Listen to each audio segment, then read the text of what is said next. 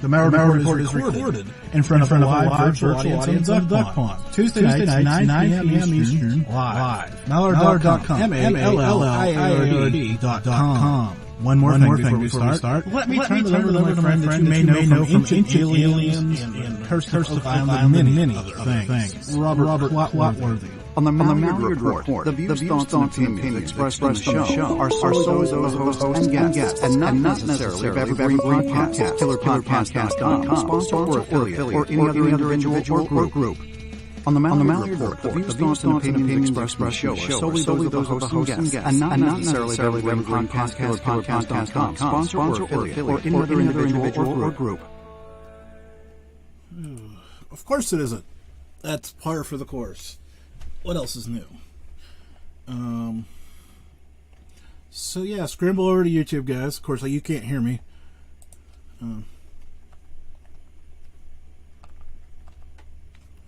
So I'm gonna stall out here for a few seconds here and see if it'll give you that video over there. Yeah, it's one of those nights. So yeah, we'll get there, hopefully. Let's see if I can get that link up too. Maybe I can get it faster for you guys because I'm in the studio here. Hope everybody's well. Stumbling around tonight. My planned guest didn't come to plan, so we're just going to do probably a little bit of live calls tonight just because I'm here, right? And that's what we do. It's playing on YouTube. Perfect.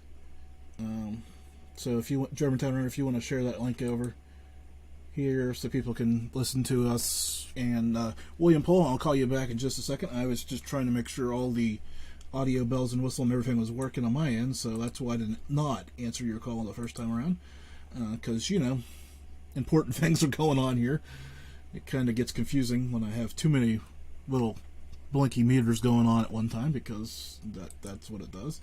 So we will just light him back up here. Hopefully he answers his phone, and so it doesn't go to a voicemail and I have to give out his phone number. That would be bad. Hello. Hello. So you did answer the phone, so I didn't have to give out your phone number via voicemail. Yeah. So your guest didn't show up? No. But the funny thing is, it's we talked about it this afternoon, so it wasn't like a lack of awareness. But life happens for people, so we'll give him the benefit of the doubt on that. So, but anyways, Mr. Pullin. Yeah, ringy-dingy. That's right. What's new in UFO? Well, I would ask what's new in ufology, but I know there's nothing. So what's new with you? Not much other than my lovely wife Venus and I were subject to some efforts to control the narrative via Facebook. Yeah, I seen that. I was going to ask you about that. Yeah, I had an expose I wrote on San Antonio MUFON that was deleted by Facebook. And my wife Venus had posted some things and was in the process of sharing to different groups, and she was restricted. And of course, you know how our writing goes. It's very straightforward, but no foul language, nothing personal in nature, this and the other. And Facebook decided that we, at least in my case, my blog did not meet community standards. So it was just a bizarre circumstance. It's never happened to either of us. So I was gonna say it's been a rough. I mean, I've come across this too, where on X, I think we call that now, right? Where I reach a less than 1% of my total following on a day in and day out basis, and it's like, but I thought Elon was supposed to be fixing all that, and then I look at my Facebook engagement, it's no better, and I'm like, so yeah, I've pretty much given up. It was very odd, on social media. So. Yeah, that's true. Yeah, that's kind of what you get. So, I mean, I understand trying to control fake news or things that are kind of out of bounds, although that's even a slippery slope there. But, neither of us did anything to precipitate that happening to us. So, I know she was very frustrated, and I was too. It just took me a good 30 minutes to write that blog, and then, poof, it was deleted. And I thought, okay, that's nice. So I see you created the blog spot, if I'm correct, right? I did. I went to Blogger. Yeah. I asked a few researchers in the field that I know personally, and they advocated going to Blogger and write my posts there and then share it to Facebook. Therefore, I'm circumventing their community standards. So Bet you're sharing links off Facebook, so you're not going to get too far. But that's yeah. So I mean, Robert Schaefer and I think Jack Brewer and Kevin Randall all have blog spots like that. Kurt Collins does too. They all use Twitter. Blogger. Then they share that stuff to Facebook directly. So yeah. I mean X, whatever it's called now. Yeah, whatever it's called now. So yeah. So, but enough about me. How are you doing? Oh, pretty good. Juggling chainsaws, it feels like right now, but that's okay. Good. That's what I signed up for, right? And I know you and your lovely wife won did you guys win the Parent of the Year contest? Well, we won a Legacy Parent Award, not the Parent of the Year. Jeez, okay. It's not okay. Too much crush. Not too much fun there. Okay. Okay. Well, that's cool. Good. Congratulations. Yeah. Excellent. Yeah. So. Actually, I'm going to push. But you're right. There's nothing going on in the UFO field. I'm going to push you out because I think I know this number, but I'm not sure. So I might call you back. Okay. But we'll okay. See. Thanks, Jim. Yep. Take care. Bye. Hello. Hello. How are you? How are you doing, Nick? We're live, by the way, because I just went ahead and started without you. Oh. So how are you doing this evening? Chaos. Yeah, it has been. So. Yeah. What happened? We've had a lot of really high temperature storms around here, and it's been causing problems all the time, and it affected the internet as well, and so my TV, cell phone, you name it, everything has started to screw up, and the big irony, the one thing that's working 100% perfectly is my old landline phone, which I keep down in the corner. Which is good to have. I mean, obviously, for instance like this, I mean, I think we all take for granted the technology I'm waving around. Of course, nobody can see it, because I'm not on any video tonight. But, we all assume these are always going to work and always be good, but here we are. Okay, so let's reset. This is Nick Redfern. He's the author of Mothman and Other Flying... Uh-oh. That's what it is. Yeah, sorry. I wanted to say mouths, but that's not it. Other Flying... What's the title of your book? Damn it, Nick, I can't read my own writing right now. Well, it's about Mothman.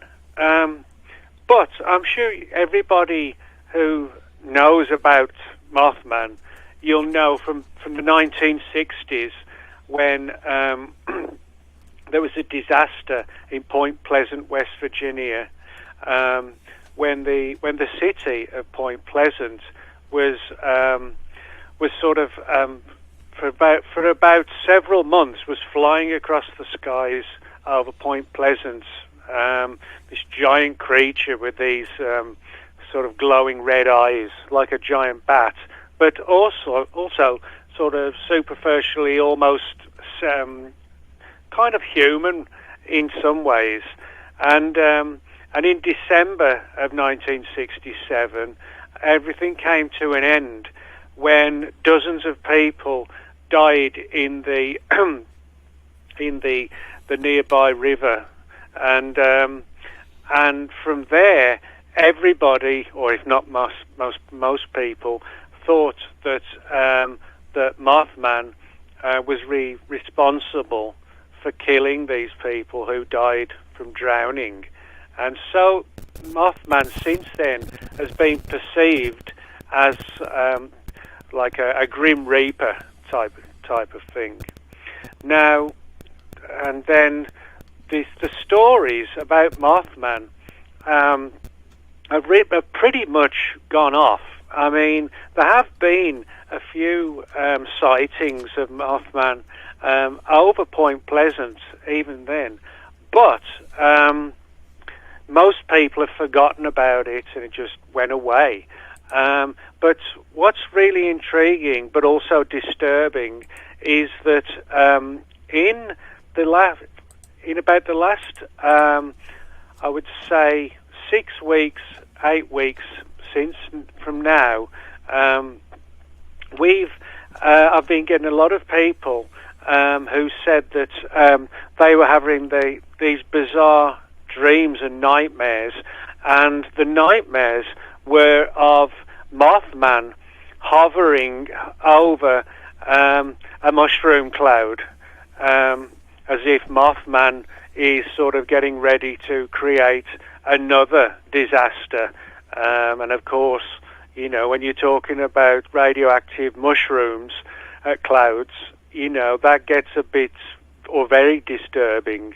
And I would say over the last 3 years now, I would say that I've got at least 23, 24, 25 people who had these nightmarish images of the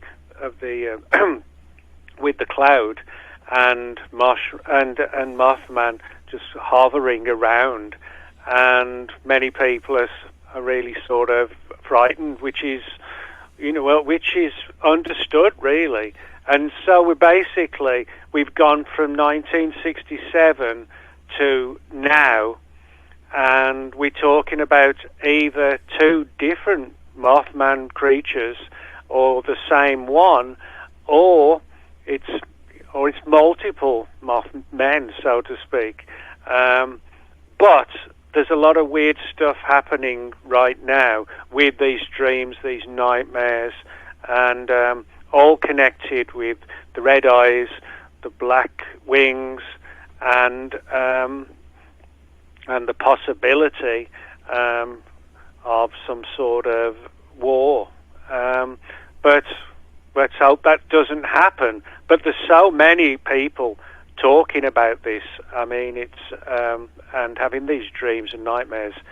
It's more like just let it go. You know, let's hope it goes away. You know.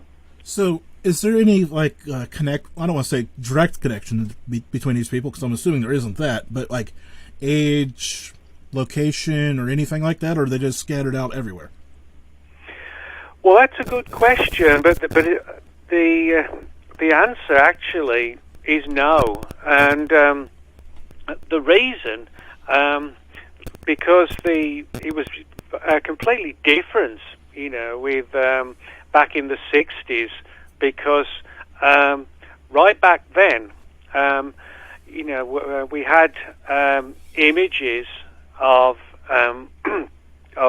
prophecies of people drowning just off Point Pleasant in West Virginia, and so you know, we could see that, and we could also realize, or a lot of people thought, that these creatures are the sort of creating the prophecies, that kind of thing, and showing us the future, that kind of thing.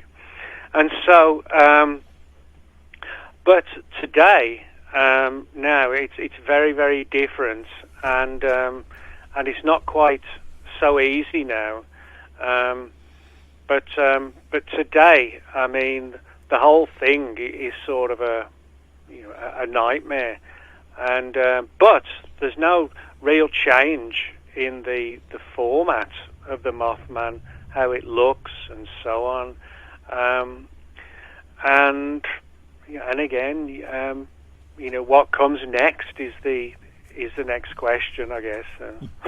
Well, that's always the next question, isn't it? What comes next? True. Why do you think the legend of the Mothman has stuck around for so many years?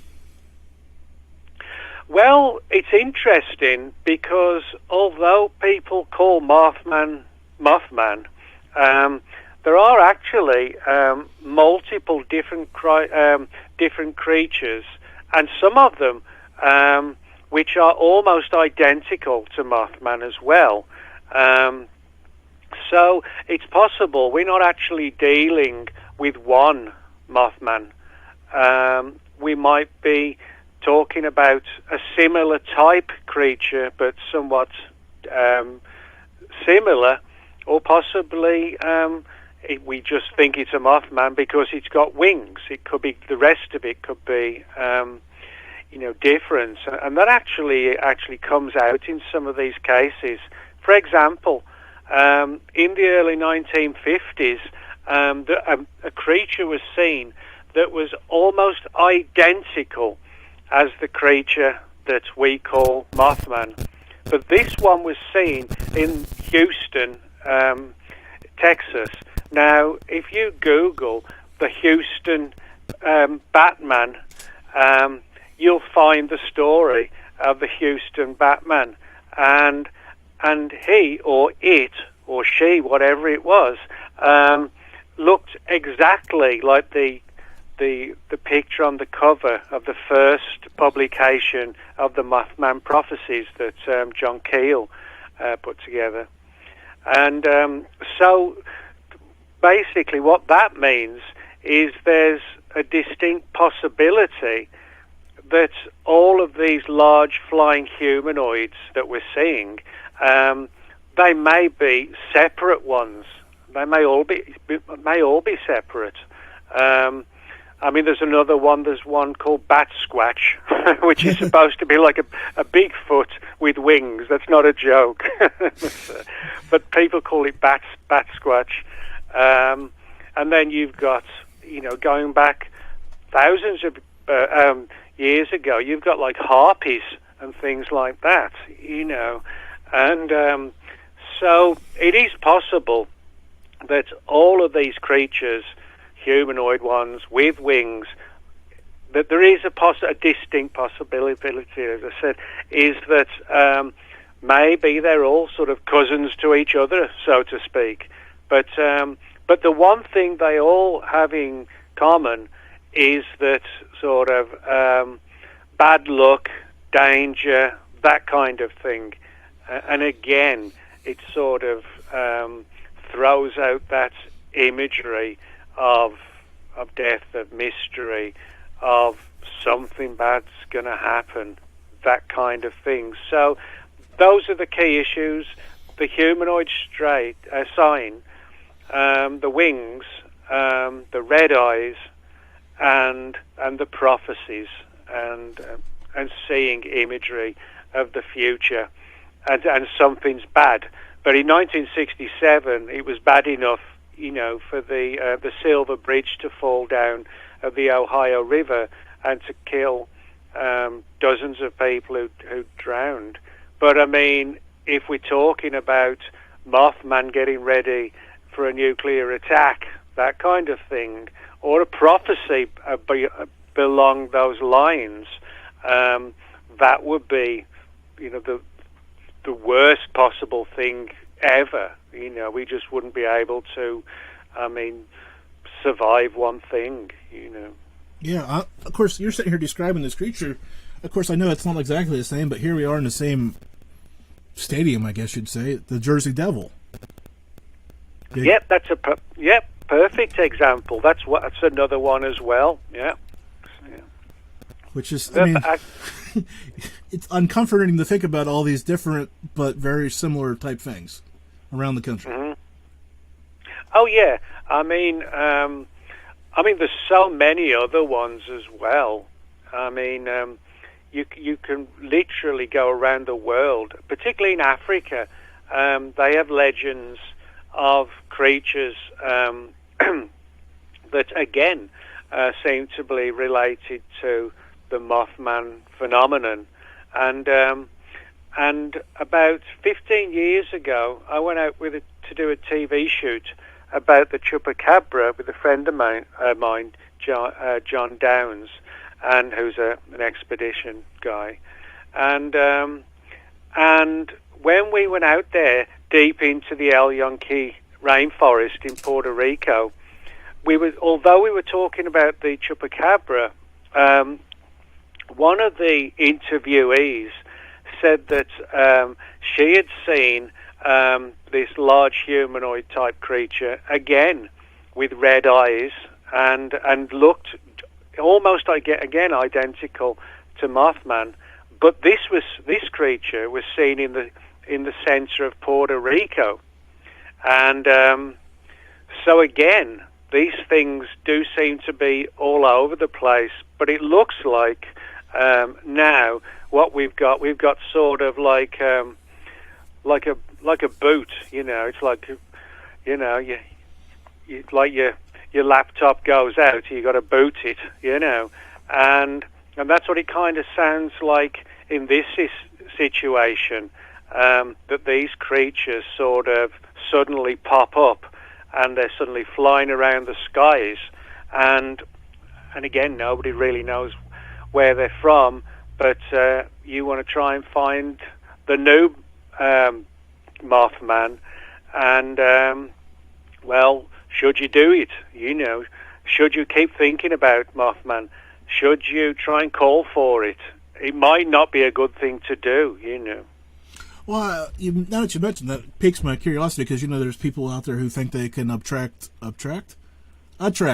aliens or UFOs or whichever, you know, if they're lasers or whatever. I'm not even going to go down that road but, you know, when you invite any type of strange activity, and you definitely need to be careful what you wish for. Very true. Yeah, you're right. Yeah, I mean, anything, you know, where you invite somebody in, you know, and like somebody knocks on the door, and something goes wrong. Well, it's usually in those situations where it's going to be probably bad, dangerous, sinister, dark, you know, the whole thing. And so I think the pattern is a real one, but why these creatures seem to sort of create negativity. Mm-hmm. So I remember seeing a bunch of stuff about the Mothman being, or a version of the Mothman being around Chicago. What do you think about all that? I'm sorry, that I had a bit of static then. Could you? Yeah, a version of the Mothman being around Chicago from 2019. I think I seen a report the other day of this too. Yeah. Well, you're exactly right. It was round about 2016, 2017, 2018, 19, and 20. Yeah, around about Chicago. All around there, people were having these sightings again. And as I said, that was around about 2016, 2017, 2018. And now the same thing has happened again.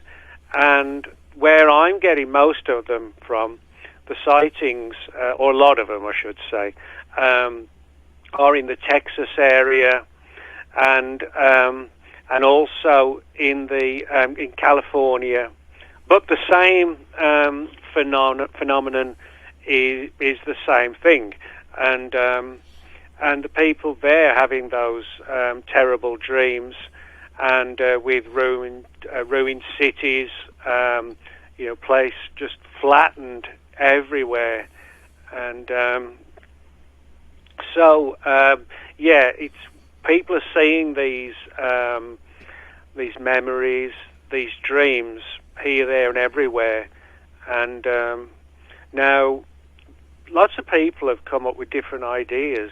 You know, maybe they do it to create terror in people because they can sort of pull out the energy out of the person who's terrified. You know, maybe they literally feed on our energy, which is a fascinating scenario. It's almost like with a parallel with like orgone energy, that kind of thing. So maybe Mothman, or all of them, feed, if you like, on energy, and so they create energy, and the more terrified we get, the energy gets bigger and bigger, and so the creatures, they get stronger as well with energy.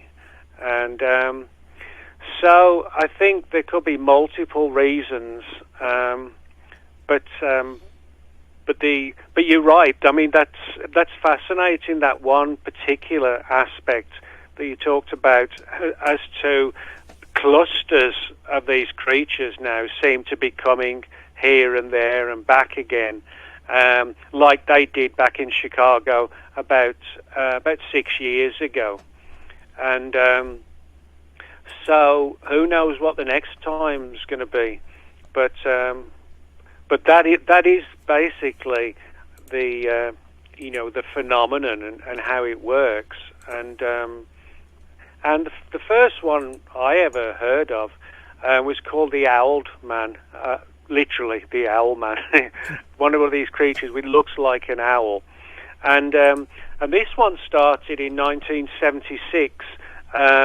in England when I was just a kid, and at that point, 1976, well, as I said, little kid, and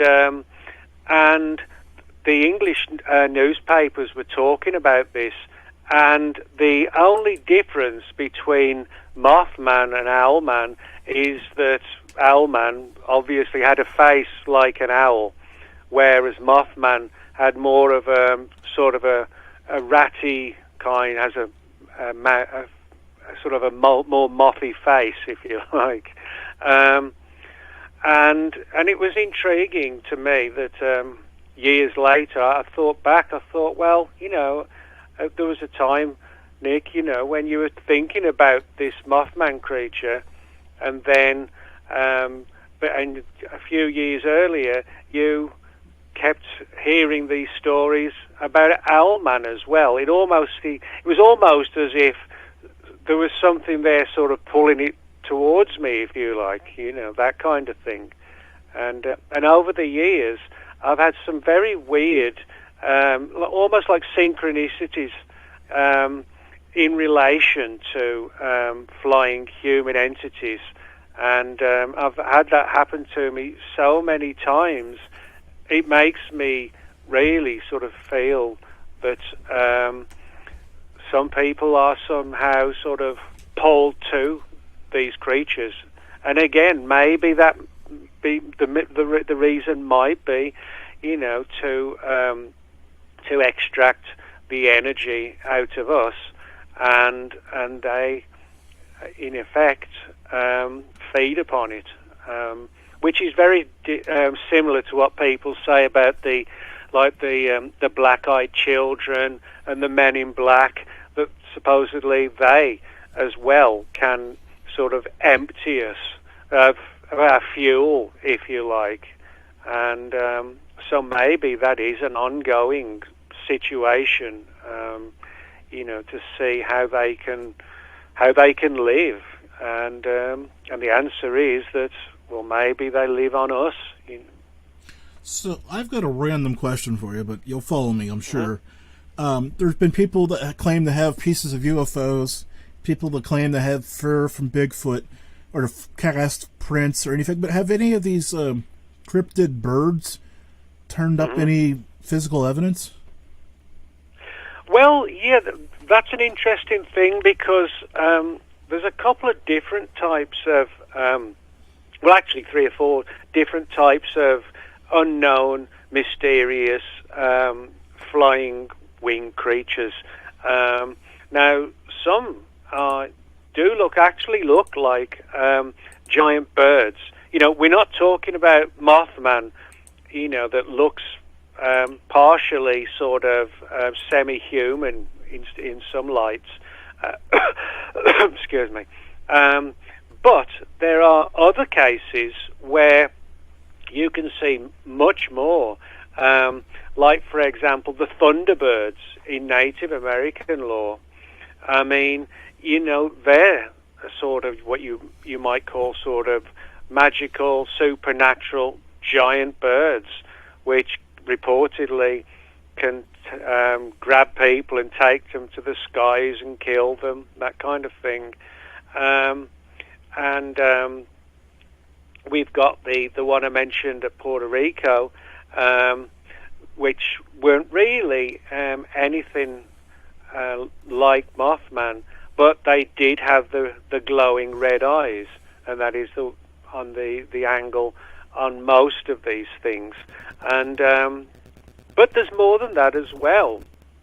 I mean, people talk about what looks like giant pterodactyls from the era of the Jurassic time, that kind of thing. So, for me, I've heard so many stories of people talking about pterodactyls in the present day, but I've never seen one of them, and it's so bizarre, to think about of pterodactyls or something 99% similar. That's so wild, But if you just Google, pterodactyl today, something like that, you'll find so many stories about people who've seen claim to have seen pterodactyls, and again, they have like specific areas, and with these pterodactyls, most of them have been seen on the borders of Mexico and Texas, and so again, we've got other patterns that come along as well. So, I seen a clip of this. I didn't see the full thing because I didn't bother to look it up because I knew how it was going to go. But on Fox News over the weekend, they had the guy on who thinks birds or drones or robots or birds aren't real. And we're sitting here talking about cryptid birds, and I'm thinking there are people out there who don't even believe in real birds. Well, when you cover all this, really, the whole thing is bizarre and weird. The whole thing. I'm not sure to what extent, some of these creatures are sort of definitely intertwined with the other ones, or maybe it's the landscape, the skies, the mountains. Maybe that's good for them, But I mean, the way this works is that the more and more we get into it, what we find is that more and more people get sucked in, and there's a lot of stories from ancient creatures from the Middle East as well, and with giant wings as well. So it's a lot of very strange things, and wondering what these things are. So, wait. I've got Nick Redfern, the author of Mothman and Other Flying Monsters, The Nuclear Nightmares and Armageddon. I'm assuming that's on Amazon and everywhere fine books are sold. Jeez of Pete's, not stolen. Jeez of Pete's. What was that last bit? Sorry, we still got some stats. I said I'm assuming that's available everywhere fine books are sold. Of course, I stumbled over it and said stolen, but it's sold. well, this book. I mean, my new book, Mothman and Other Flying Monsters.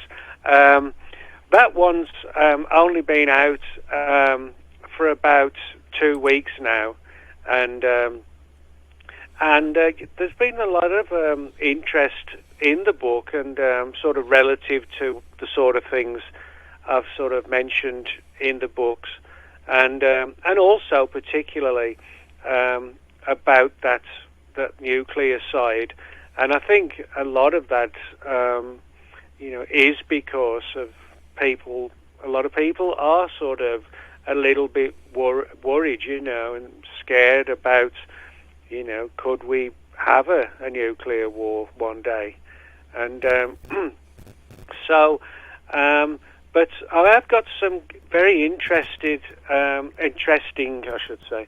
So I have already got some fascinating feedback And again, a lot of it came from people. This was about 6 or 7 people talking about not just the like a nuclear attack in a nightmare, but also people when they woke up and they felt, or some of them said they could see imagery of some of the cities all ruined, but in front of them. It was almost like images were being projected in front of them.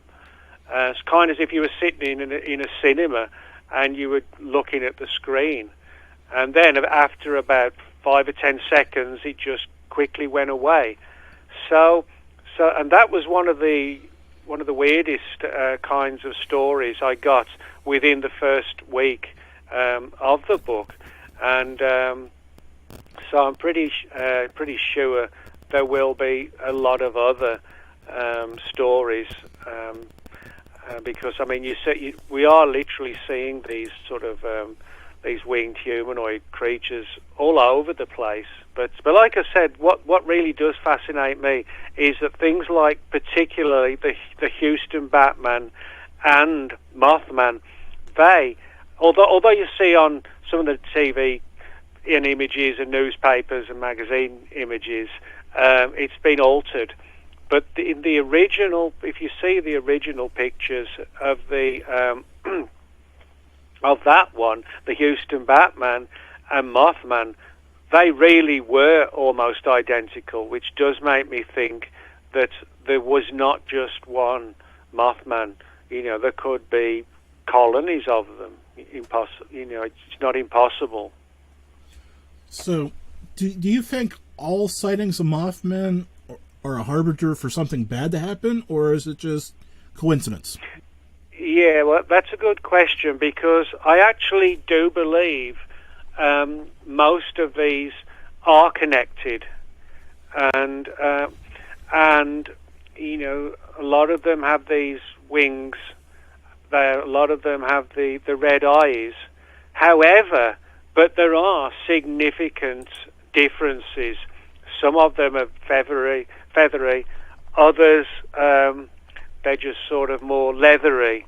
So it is hard to say, but I'm pretty sure that they are in some way. They all have a connection, and as I said, I mean, they could just be tormenting us for real good reason, other than to terrify us. You know, what shall we do today? Oh yeah, you know, let's fight the humans and terrify them. You know, that kind of thing. But I don't think it's quite like that. But yeah, I'm absolutely sure there is a reason as to why these entities are being seen, and why are they connected to prophecies, and why are people seeing disasters, and all of these aspects are all coming together. It could mean it's going to come to something. It might not, because if we think about it, I mean, when it happened at Point Pleasant, West Virginia, there were about 4 dozen people died, and a lot of them actually also survived. It wasn't everybody who died. So, in other words, so it's not everything's black and dark. You know, it could be a situation where, within a lot of these events, something won't go wrong. You know. So, Nick, since I have you here, we haven't talked in a couple of years, so I want to ask you about the UFO hearing that was probably, beginning of August, late July, whenever that was. Geez, it seems like yesterday, but I know it wasn't. Did that make any difference to you, or was it just me that felt like we're not learning anything? We've just got more going on of the same old, same old. Sorry, could you say that again? Do you mind? No, it's okay. the UFO hearing, I think it was late July, early August. It feels like yesterday, but I know it wasn't because time's been flying on me. Do you think that was the same old, or do you think there was something new there? Yeah, I mean, to a significant degree. You know, I mean, when it's with anything really, you know, anything that's sort of, very, very similar, and whether it's, you know, their colours, the way they move, everything, but there are differences, that kind of thing. Now, what's interesting is that when there was that Chicago flash of creatures back then, 2017, 2018, 2029, something like that, I mean, a lot of those really did look like some of the reports of Mothman, and others, other than were completely different. And I sometimes wonder, because so many people have seen about all this, I sometimes wonder if what they're actually seeing are things like thought forms and tulpas. For people who may not know, that's if you believe in something, as long as you can, eventually it'll come to life, and so, you know, I think there's a possibility that could be a reason why, you know, we see a lot of these very similar creatures, because we've all heard about them, we all know what they look like. Most people have seen the stories about them. What was that? No, there was nothing there. So, I was gonna before I get you out of here, I got two more questions. I know you have. I tried to count them, but I don't know how many books you got anymore. I'm sure you probably don't either. Where could people go to find you and the books and all of that? Oh, yeah, sure. Well, I have a blog called World of Whatever. You can get me on Facebook, and of course all the usual ones. We all know. But yeah, I think there is a possibility, you know, the thought form tulpa scenario, where if you believe in something, then you can actually, I should say, can come to life, and that's a fascinating theory, and I wonder if that happened with Mothman. We've all seen the movies, you know, documentaries. People have heard of Point Pleasant, so on and so on, and I do wonder if, you know, with everybody thinking about it, the creatures then spontaneously appear, and that's what a lot of people have said. It goes slightly off to the angle, so to speak, but that happened about 10 years ago, when there was all that Slender Man chaos. You know, there was those two girls who tried to attack one of their school girls, and a lot of people claimed they were seeing the Slender Man, yet the Slender Man was actually just a creation of the human mind, which that's what tulpas and thought forms are, and that was an absolute.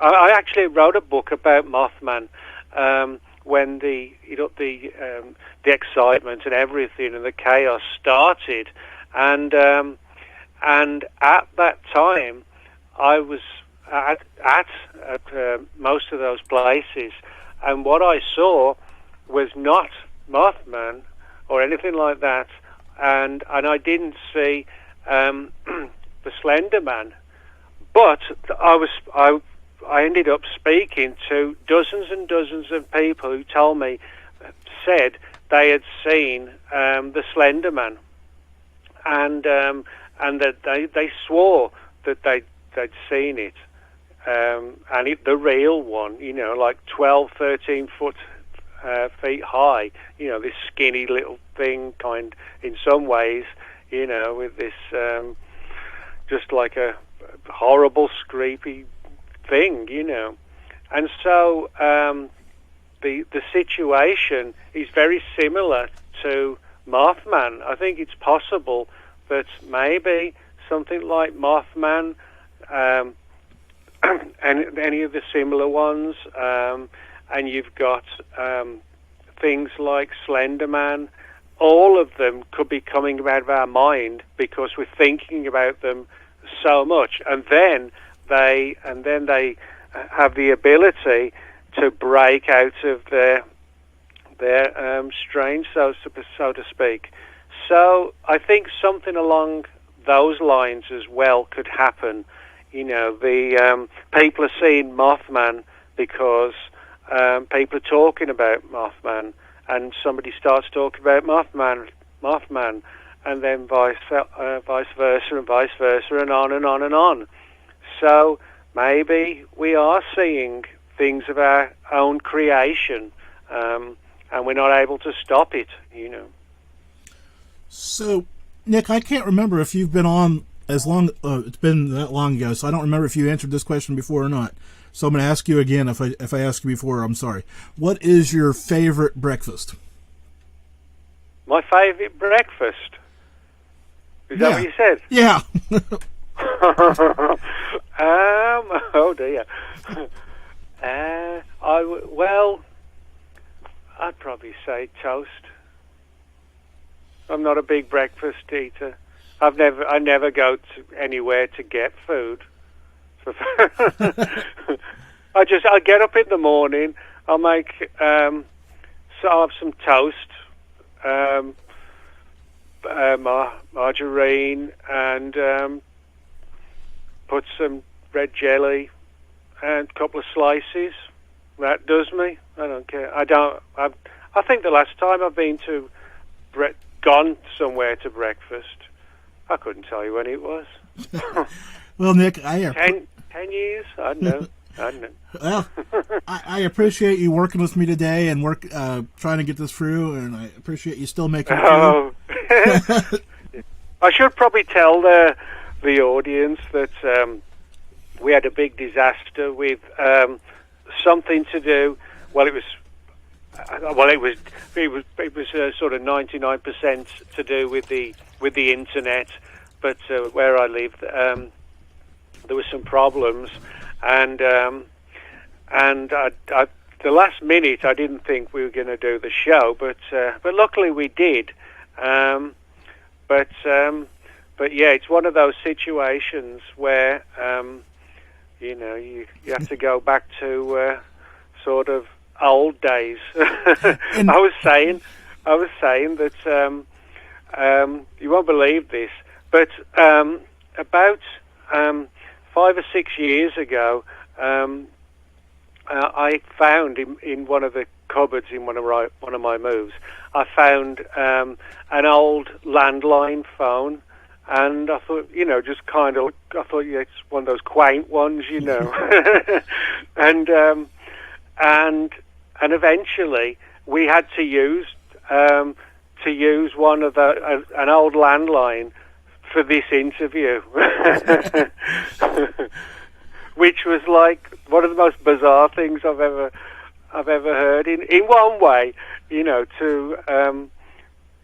got to use an old type telephone because we couldn't do the show properly because it was causing problems on the internet, and and then you asked me if you could call in, which in that moment I'm like, oh, I'm using this new program. How do I do this? So I had to sit there and Google and see if I could do it, and then I went, you're an idiot, Jim. You could do this. This is how you did that for 10 years. What's that? Just stop. So it is funny when you. It is funny when you have to do that, and you got to, and you're almost like you have to dial it, Yeah. It's like from that panic. It's like, oh yeah, we could definitely. That's when I sent you. Well, we're definitely doing this tonight, and then I sent you the numbers because I'm like, we'll make this work one way or the other. Because I figured it out finally, but there was that sheer moment of panic, like, I've never done that on this new program. How do you... Well, Nick, it is a good story to talk about, you know. What did you do last night? Oh, I was trying to work with an old phone, you know, where you turn the number and the next number. but it worked at the end, so it worked. All right, Nick. Well, I'm going to get you out of here. Have a good evening, and hopefully get your internet straightened up. You were doing what? I'm going to get you out of here. Hopefully get your internet straightened up. Oh, okay. Talk to you soon. That's Nick Redfern popping on a little late, but, you know, technology. There we go. So, don't forget to like this feed. Yes, Dave. Make sure you like the YouTube feed. If you haven't subscribed to me on YouTube, you get to see me... What is it now? 95% of the time? Tonight you didn't get to see me, but that's okay. You'll have those nights where I just feel not pretty. No, I'm just kidding. I knew I was bringing Nick on. I wasn't going to have him on camera, so I figured, hey, take the night off. Next week? Oh, yeah, I've got a guest on next week that you guys are... We kind of slipped in the haunted fall. We talked about Mothman tonight, and that's not necessarily... haunted fall related. Germantown Runner, did I say what we're doing in the winter yet? Because if not, I've got an idea finally. So there's that. Bring William Pullin on. Well, let's get the call up here. Hold on, if he's still available. Is Pullin still available? I don't want to be calling him if he's not available. Yeah, what the hell, I'll just call him anyways. I'll bring... nope. This one.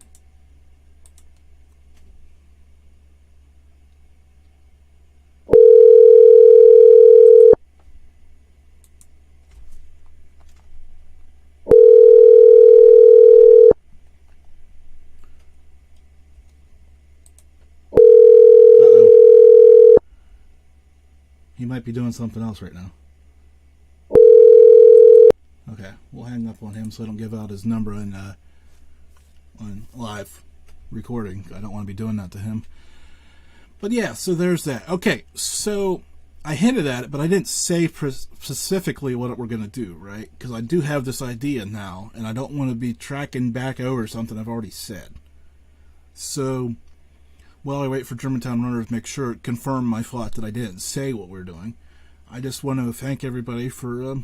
being a subscriber, being a listener, being a social media follower, contact, whatever it may be. So, yeah, so there's a lot going on right now. But yeah, next week guest, I'm recording earlier that afternoon, but he will be on video. But definitely more into the haunted fall bit for you all. A name that most of you should know, will know, I don't know, we'll see. In that arena. I'm working on some other people that are in that arena as well, so we'll play that out as we get through here. So, yeah, there's all of that. I hate to tease it that way, but, you know, that's what we got to do around here. Make sure that it comes together. I'm looking at the wrong clock, because I'm thinking the show should be over. It isn't. And, oh, there we go. That's the right clock. There is a big difference between the live show and the YouTube clock. There's probably close to a minute. So if you guys are wondering why it seems like I'm waiting forever for Germantown Runner to answer my question, that's probably why. Holy smokes, that's a big gap. Okay. So what we're going to do, okay, so we got Haunted Fall, then predictions. And then I want to spend a few weeks, maybe until the first of the year or so, and I want to bring on some people that we've heard before. Some, I don't know who they are, but we're going to spend, 6 weeks or so, maybe around the holidays. I might take a week off, I don't know. We're going to take that 6 weeks into the new year, and we're going to talk to people that have already been on.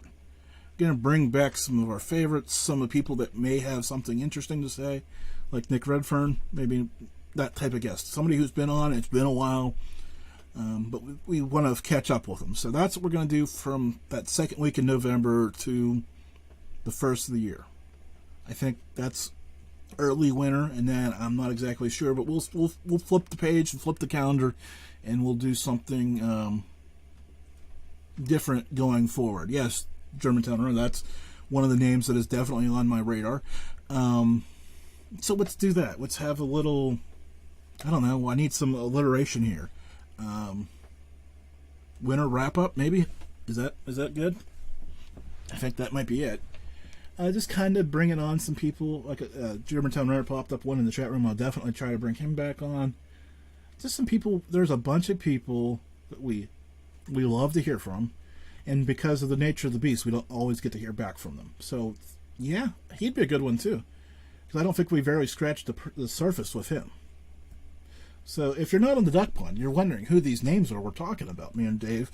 And if you're not on the duck pond, you're missing out. That's what the beauty of that is, because there is a whole community there that joins me live 9 p.m. Eastern Tuesday nights to feed me questions, who often ask better questions than I ask. I get lucky and just have the opportunity to share their thoughts with our guests. So we're going to get a live reaction here from Pullin real quick. Got a couple minutes left, so we're going to... Got William Pullin jumping back on. We're gonna pull him in for a couple minutes. So go ahead. Sorry, I missed the call. It's okay. So you listened. What do you think? I don't put any credence into some of his theories. I still need to see physical evidence, a body, something, to confirm the reality of it. It's kind of like the same thing as we discussed Bigfoot, Loch Ness Monster, Dogman, these alleged cryptids. At some point, we need a body, but we don't have that. So even Bigfoot generates some footprints sometimes. Now, you may have your questions about those, which that's here and there. At least there is potential. I mean, it seems like yes, I've seen multiple casts of feet, so and kind of different, slightly different variations, so you know they're not all from the same mold. I guess is the easy point.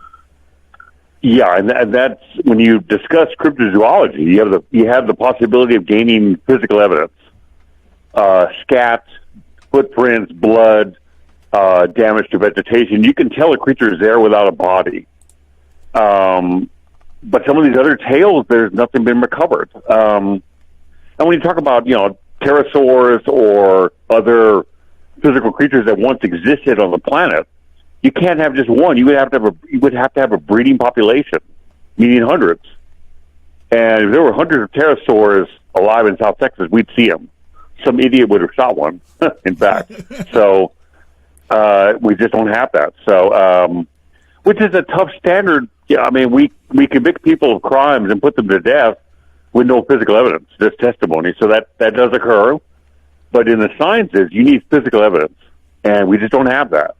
And I'm not saying that Bigfoot doesn't exist. I believe it does. I believe there are species on the planet we're not aware of. But having said that, what I believe doesn't matter. What we can prove does. And without physical evidence, then I'm going to reserve judgment, my friend. Well, I appreciate you jumping back on, but of course, I'm looking at the clock saying I've got 30 seconds before I have to hit the post. So and Germantown Run will be excited to know that I'm looking at it and trying to hit it, because I've got the program tonight that's going to auto-play it. So, well, it's always an honor to be on, so thanks so much, Jim. Yep. Talk to you soon. Okay. Bye. William Pullin jumping on to wrap the show, and Pullinness. Is that a word? Pullinness? I don't know. That's probably not a word. I just popped up in the duck pond the guest for next week, tentatively scheduled, so there's that. Again, that's what I was saying before we got William Pullin back on, of planned guest here. I don't like to do it. I don't like to put too many names out there because, things can happen. But, so if you're on the duck pond, like I said, that's the great place to be, because you learn all these little tricks that the duck master has. Yes, that's my nickname on the pond. I don't know where that came from. But hey,